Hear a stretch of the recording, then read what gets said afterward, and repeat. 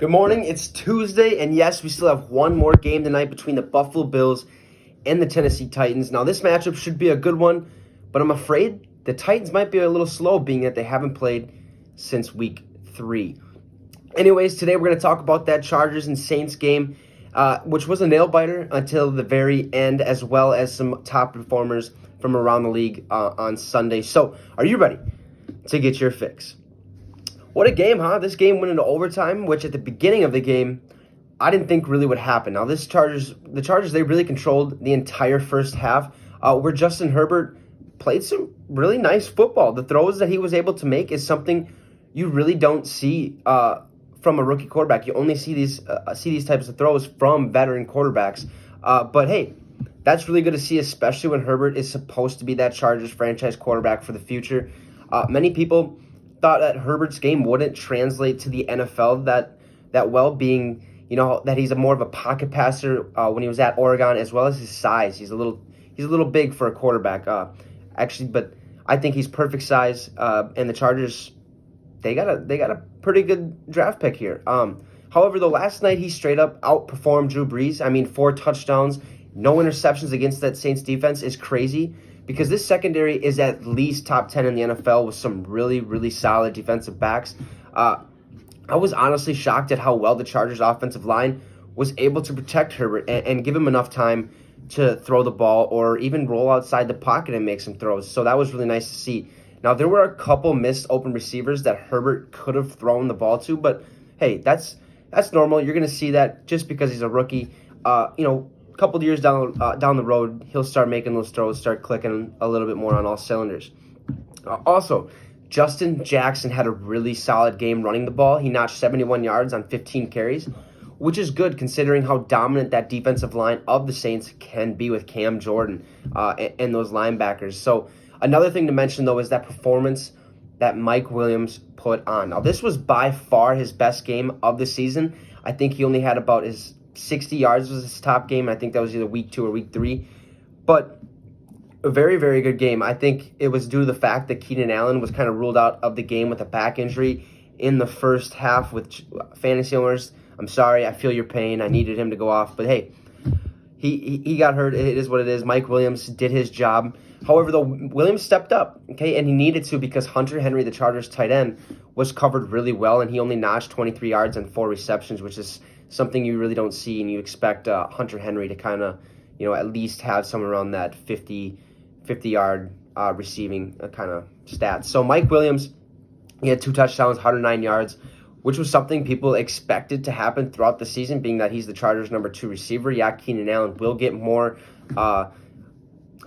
more targets, but Mike Williams, he's a good receiver. I think he just needs to, start clicking with Herbert a little more, and I think they found that last night. So now this game could have been completely different if Michael Thomas was able to play, but the Saints made him sit out of this game because he decided to get in a fight at practice. So hopefully we get to see Thomas in week 6, just because I want to see how well he's going to perform after that injury. However, though, Emmanuel Sanders played really, really well, notching 102 receiving yards on 12 receptions. Now, this was huge because, like I mentioned, Alvin Kamara has been the Saints' only target, both on the ground and in the air, since Michael Thomas was injured. Sanders played really, really well and was a big reason the Saints were able to take the game into overtime and get the win.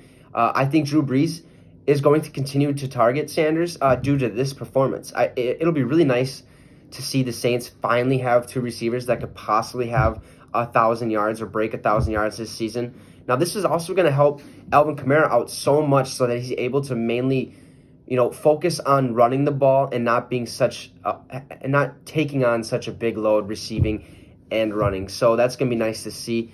I thought the Chargers were going to actually solidify this game and win it, but their kicker decided he wanted to miss a field goal, which, it happens. We get it. I think it was like a 53-yarder or something like that. He just bounced off the side, and it is what it is, and then it sent it in overtime. So Drew Brees and the Saints came away with the win 30-27. So my top 3 performers for the Chargers are Justin Herbert, Mike Williams, and Justin Jackson. Now for the Saints, I got Drew Brees, Emmanuel Sanders, and Alvin Kamara. Well, let's get to some other top performers from around the league on Sunday. First, my top performer for the Carolina Panthers is Teddy Bridgewater, who played absolutely phenomenal and got the dub over the Falcons 23-16. Now, this Falcons team is pretty bad, so, I mean, it was kind of expected. I thought it was going to be more of a battle, but it wasn't. Teddy, he went 27 for 37 with 313 yards and 2 touchdowns, no interceptions. Just an overall well-played game. My top performer for the Atlanta Falcons is Calvin Ridley, who had an awful performance in Week 4, but picked it up this week, having 136 yards on 8 receptions. So next, we got the Arizona Cardinals, in which my top performer is DeAndre Hopkins, who yet again continues to prove that he's one of the best receivers, or is the best receiver in the NFL. He had 131 receiving yards on 6 receptions and a touchdown. So he's looking really, really solid this year, and I think we can continue to see that happening down the road. Now, my top performer for the Jets is Jamison Crowder, who actually played pretty solid, and that's expected, being that he's the Jets' #1 receiver after losing Robbie Anderson to the Carolina Panthers this offseason. But, Crowder had 116 yards on 8 receptions with the touchdown, so not a bad performance by him at all. Moving over to the Eagles, who continue to look sloppy. Now, my top performer for the Eagles is Travis Fulgham, who I know nothing about. He's really not a guy that anybody really knows about, to be honest. But hey, he played exceptionally well, 152 yards on 10 receptions and a touchdown. For somebody that doesn't have a name made for himself in the NFL, I think he kind of put his name in that slot a little bit. So I think we continue to see him get some more reps down the road. So for the Steelers, my top performer is Chase Claypool. Okay, this guy's insane. He's starting to light it up on that football field. He had 4 total touchdowns, which 3 of them were receiving. So Claypool had 6 rushing yards and a touchdown, and then he had 110 yards on 7 receptions with 3 touchdowns. So keep an eye out for this man in the future, because he's going to be very, very good, and he's a good piece. He's a good fit in that Steelers organization with Juju Smith. So now they have a really good number 1 and 2 receiver, and their tight end, Eric Ebron, isn't that bad, and Big Ben is going to be eating it up here. So continue to watch out for Chase Claypool. Going over to the Los Angeles Rams, in which my top performer is Jared Goff, who played pretty good, but could have been better. Now, Goff had 309 yards on 21 completions and 2 touchdowns and an interception, so not great, but he could have definitely done a little bit better. For the Washington football team, my top performer is Kendall Fuller, who could have played, again, a lot better than he did, but, he did an all-right job on defense. He had 4 tackles, 2 pass deflections, and an interception, so what more can you ask from this kind of guy? Switching over, though, to the Cincinnati Bengals, in which my top performer is no one, okay? Due to such a poor performance, I don't really think anybody played that good for them. Offensive line was bad. Joe Burrow looked sloppy. Their wide receivers just couldn't get open. It was a tough-fought game. But, hey, they played against a really solid Ravens team. Now, but for the Ravens, my top performer is Marcus Peters, who had 4 tackles with the pass deflection and an interception and a forced fumble. So, again, great performance by Marcus Peters. Next, though, we got the Jacksonville Jaguars, who my top performer is Gardner Minshew, who had an all-right week, going 31 for 49 on 301 yards and 2 touchdowns. So overall, did pretty well. My top performer, though, for the Houston Texans is Brandon Cooks, who finally did something this season. I've been waiting for it since week 1. I thought he was going to go off. I thought he was going to be their main guy besides Will Fuller. He had 161 yards on 8 receptions and a touchdown. So not too bad on his part either. Moving to the Miami Dolphins, who my top performer is Ryan Fitzpatrick, who apparently heard all that Tua talk and went off, going 22 for 28. Yeah, 6 missed passes, that's right.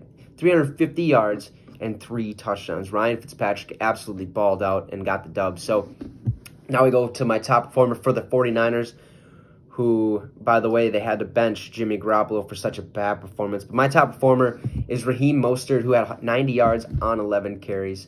The Niners didn't play that well. They're really missing a lot of people, and those injuries are hurting them as of right now. So finally, we got the Indianapolis Colts, who my top performer is Anthony Walker, okay, who had 5 solo tackles, 2 assist tackles with 2 pass deflections and an interception. Now, the Colts did all right. I think they came away with, they lost to the Browns.